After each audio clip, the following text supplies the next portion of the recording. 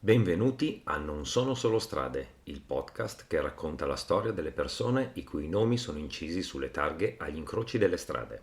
La puntata di oggi è dedicata ad una traversa del più famoso Viale Papignano. Eccomi in via Ausonio. Decimo Magno Ausonio è stato un poeta e insegnante romano.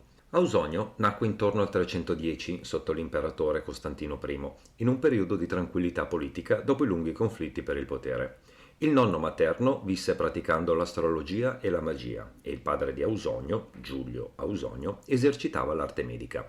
Morì quasi novantenne, riferisce il figlio, dopo aver visto realizzare tutto quel che volle nella moderazione dei suoi desideri. La madre di Ausonio sembra essersi occupata esclusivamente della famiglia. Ausonio cominciò gli studi a Bordeaux, dove imparò a leggere, a scrivere e studiare la storia. Ebbe sempre qualche difficoltà con il greco e, una volta tredicenne, si trasferì a Tolosa, alla scuola dello zio materno Arborio, che era allora la gloria della famiglia, e qui imparò la retorica e l'eloquenza.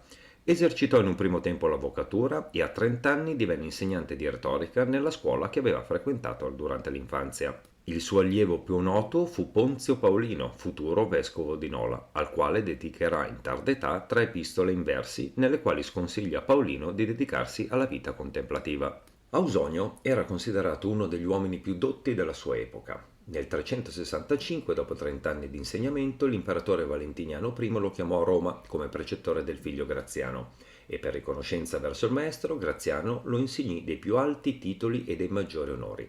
Nel 379 Ausonio fu nominato console, prese parte alla campagna militare contro gli Alamanni e ottenne come premio una giovane sueba, alla quale dedicò successivamente un'opera poetica. Morto Graziano nel 383, Ausonio tornò a Bordeaux, conducendo una vita appartata e dedicandosi agli studi.